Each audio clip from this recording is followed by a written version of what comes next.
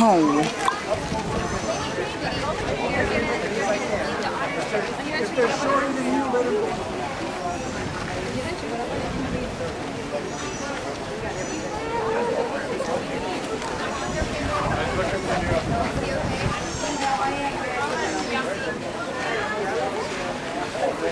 Is something dying? Hmm? Is something dying? Here, Tom. Alright. Yeah, everybody's dying right now. No. You're dumb, Dad. Sorry, plus something. Okay, hush. Him. You see a cat eating some fish.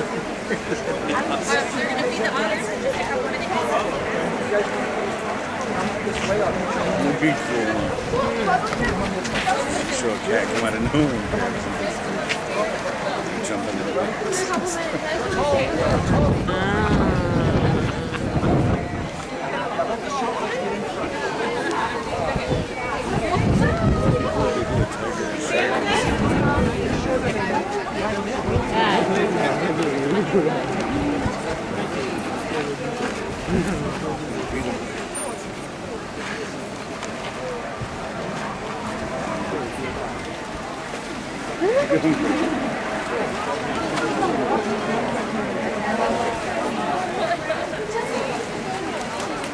Hey, good afternoon, everyone. My name is Megan. I'm talking to you from inside the exhibit. Welcome to our 3:30 Sea Otter feed.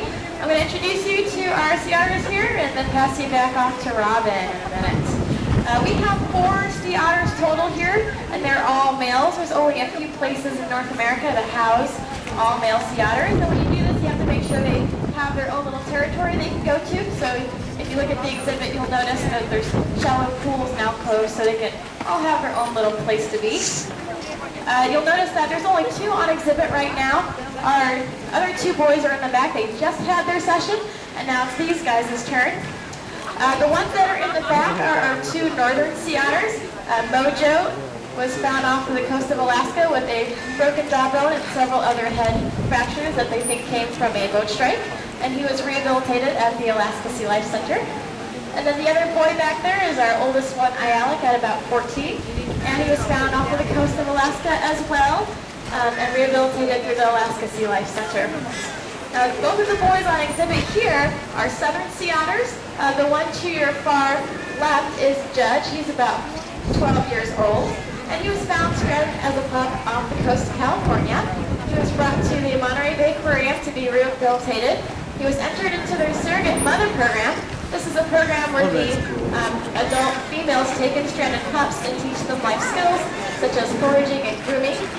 He was released back into the wild, but kept coming in contact with humans too often and didn't learn to forage on his own. So for everybody's health and safety, including Judge's, he was brought back into human care and then eventually joined us here at the aquarium.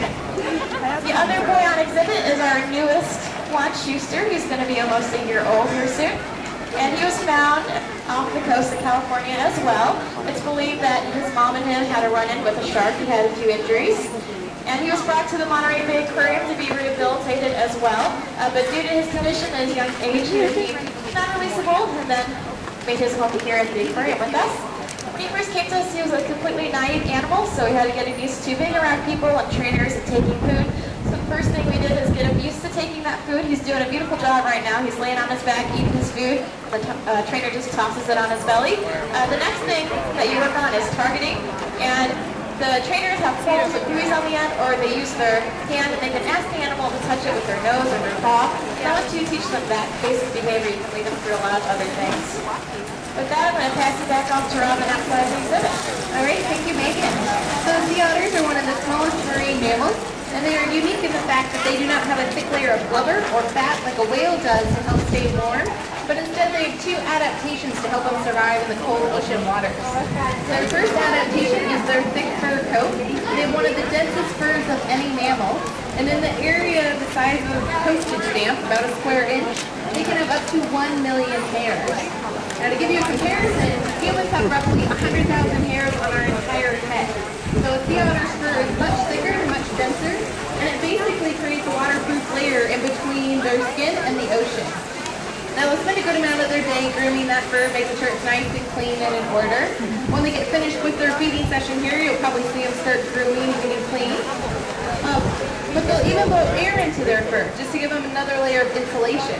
So as these guys are diving down getting some of their food, you might see the little air bubbles coming out. Now their second adaptation is a high metabolism rate. They need to eat a lot of food to maintain it. Now sea otters can eat up to 25% of their body weight every single day. So that's like a 100-pound person eating 100 quarter-pounders every day. So it's quite a bit of food. Now, in the wild, you find them in a kelp forest foraging for things like sea urchins and mussels and clams. Here at the aquarium, we feed our boys restaurant-quality seafood. On the menu today, it looks like they've been getting some clams and shrimp and squid, and we'll get followed up with a dessert of crab. Now, Alec, being our largest sea otter, he weighs in right around 80 pounds, so he's eating up to 20 pounds of food a day. Now, you can imagine restaurant-quality prices, that adds up. Over the course of a year, Alec alone will eat over $17,000 worth of seafood. So it's quite a bit, but we want nothing but the best for our boys. And unfortunately, we have wonderful visitors like you, because part of your admission dollars go to help care for and feed our animals. Now, out in the wild, these guys have to watch out for natural predators such as sharks and killer whales, but they also have to watch out for human impacts such as marine debris and other pollution.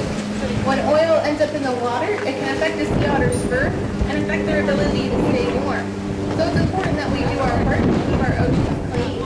We can do that by reducing our oil use, carpooling, or riding our bikes to work. Or if you change your own motor oil, you can make sure to dispose of it properly so it doesn't end up in the waterways and eventually in the ocean. Those are just a couple things you can do. Even if you don't live at the beach, you can still keep our oceans clean. Now, sea otters were hunted for that nice thick fur coat, and in the early 1900s, they were actually hunted to the brink of extinction. Because of that, they were placed under the Marine Mammal Protection Act and other laws, so they're no longer able to be hunted or harmed in any way. And since then, their population has been rebounding. Today, you can find them off the coast of California, Washington, British Columbia, Alaska, and even off the coast of Russia. Now, you might have noticed I didn't mention Oregon. And unfortunately, we no longer have a resident population off of our coast. When they were hunted to the brink of extinction, we lost our population, and we lost some of their natural habitats off of our coast. We're hoping one day they might reestablish and bring back that balance to the ecosystem which they provide.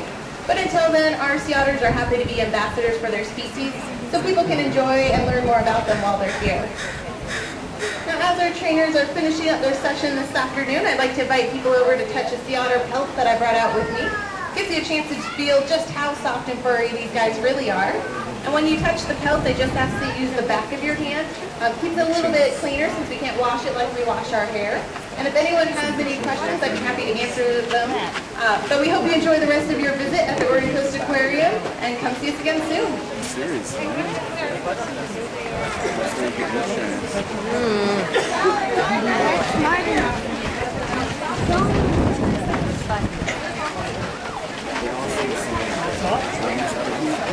Get their belly.